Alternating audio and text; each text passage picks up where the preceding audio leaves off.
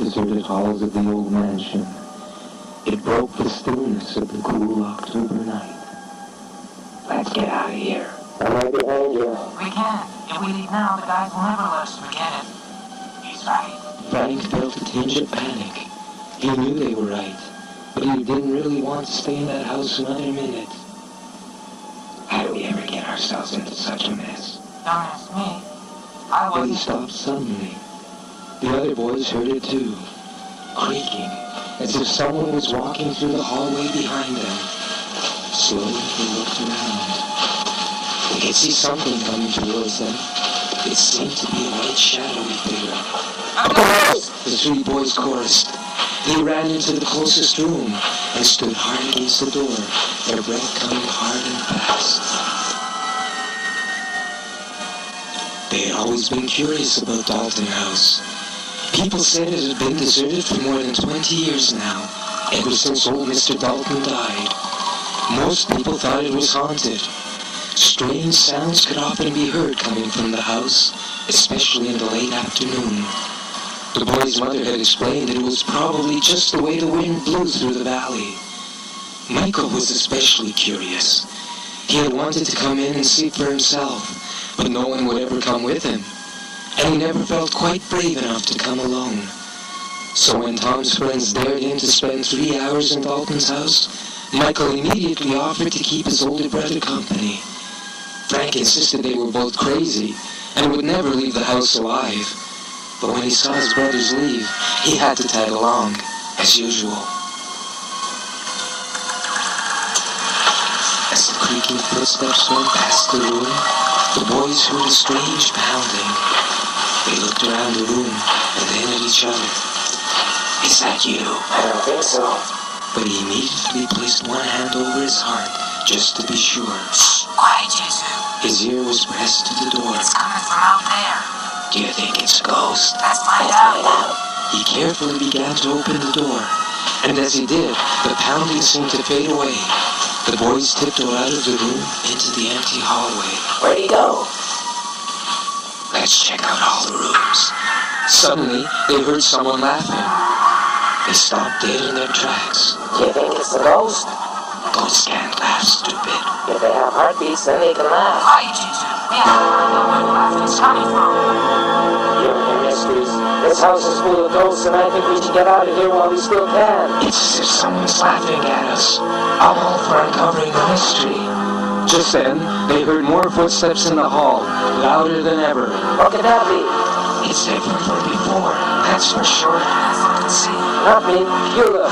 As Michael was about to turn the door handle, they could hear a strange scratching at the door. The three boys huddled together. Maybe it's a rat. Probably some kind of vampire with long fangs and sharp-pointed nails. Or else... The door slowly began to open.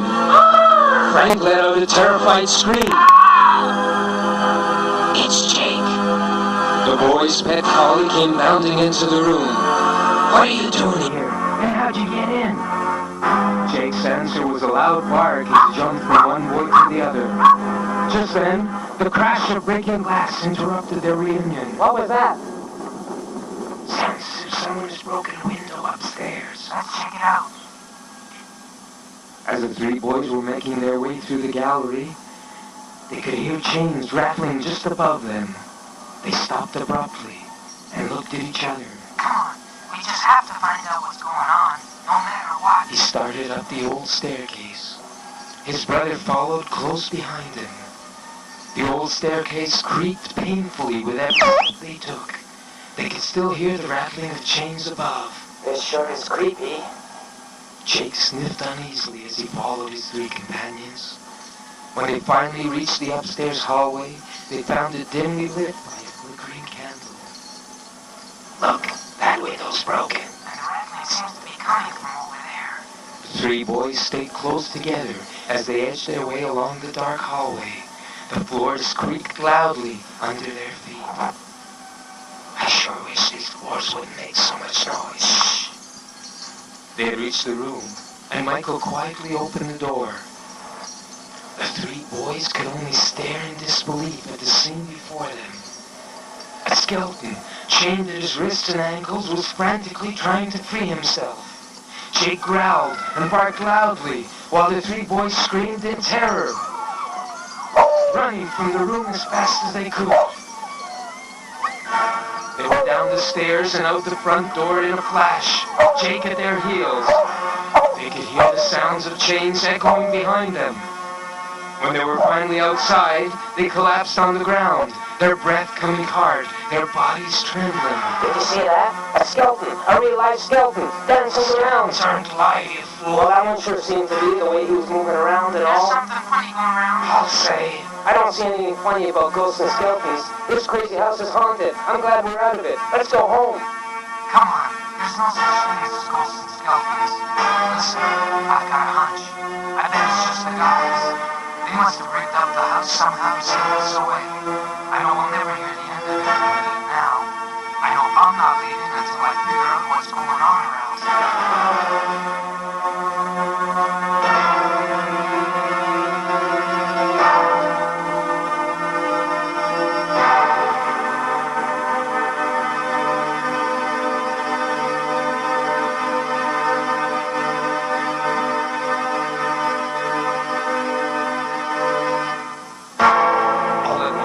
Menacing black clouds began forming in the sky.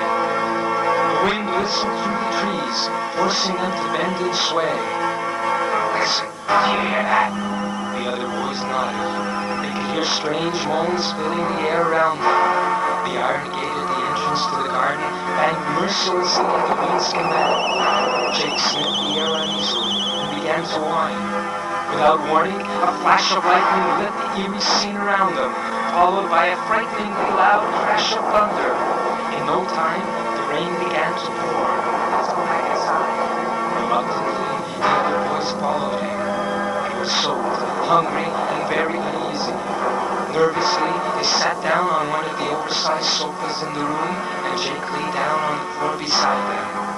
What do we do now? I'm really scared. Did you hear all those strange noises out there? We have to find out what's going on here. Just then, Jake sat up quickly and perked up his ears. What is it, Jake? The boys heard it then, softly at first, then louder and louder. Someone or something was whispering, "Go away, go away." The voice seemed to fill the entire room. The boys looked at each other and huddled a little closer on the sofa, while Jake barked angrily at the air around him. Suddenly, the voice turned into uncontrollable laughter. Michael got up and began to look around. He felt a little frightened, but he still didn't believe for a minute the Dalton house was haunted. He was sure the other guys were playing tricks on them, and he wanted to prove it to his brothers. He began looking around the room on the shelves, inside drawers, behind the furniture.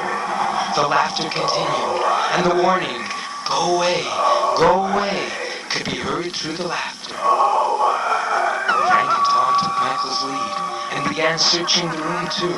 What are we looking for? I don't know exactly. It's something out of the ordinary. Are you kidding? This whole house is out of the ordinary. You know what I mean. Something that shouldn't be here. Jake seemed to take up the search too, sniffing here and there all around the room. All at once, the boys could hear a strange tapping above them. They stopped and listened. It sounds as if someone's tap dancing up there. It's probably a skeleton. Hurriedly, and without his brothers seeing him, Michael tiptoed up the stairs. Jake followed close behind him. Together, they made their way to the room where Michael thought the tapping was coming from. He listened at the door for a moment, until he was sure this was the right room. The tapping suddenly stopped. Michael rushed into the room just in time to see someone disappear through a door at the other end of the room. He hurried after the intruder, just to find himself alone in the adjoining room. He felt frustrated and disappointed. Just then, Tom and Frank came rushing in, talking excitedly. "What's all the noise up there?" What are you doing up here? I'm sure I saw someone come in here. Did you guys see anyone in the hallway when you came up? No, Frank. Who could it be? It's the guys. We have to find a way to catch them. Well, listen to this. We found speakers behind the drapes downstairs. The chiming of the old grandfather clock forced the boys to stop, and almost automatically they counted the chimes. Midnight. Mom and Dad are going to kill us. Just then, the lights began to flicker on and off, and an eerie, ghostly laugh pierced the silence of the room.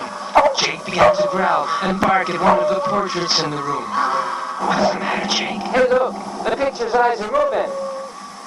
Jake began to jump furiously at the wall, and before their eyes, a panel began to give way. Michael bravely poked his head in and came face to face with a strange-looking man. The man grabbed Michael. In no time, Jake pounced on the man and grabbed his arm. The old man quickly let go of Michael. Get him off me! Please call him off! The boys did, and the old man sat down and began to cry. Who are you? Why were you trying to scare us away? It's a long story. We're listening. I didn't want to hurt anyone. I just wanted everyone to leave Dalton House alone. You see, I used to be Mr. Dalton's caretaker. When he died, I didn't know what to do or where to go. I thought I could keep taking care of the house, but Mr. Dalton's family wanted to sell it. So I tried to scare them off. You see, before I came to work for Mr. Dalton, I used to be a magician. Some of my old tricks came in very handy. Nobody ever came near Dalton House, and when they did, I just scared them off. Worked fine all these years, until you boys come along. Please don't tell anybody where I'm doing. Please.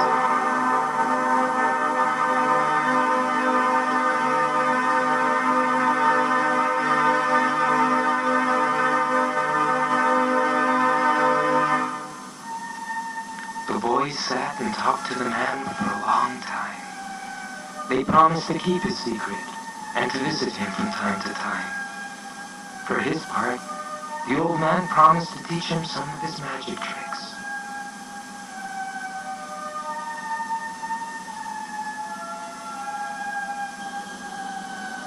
The secret of Dalton House was kept by the boy.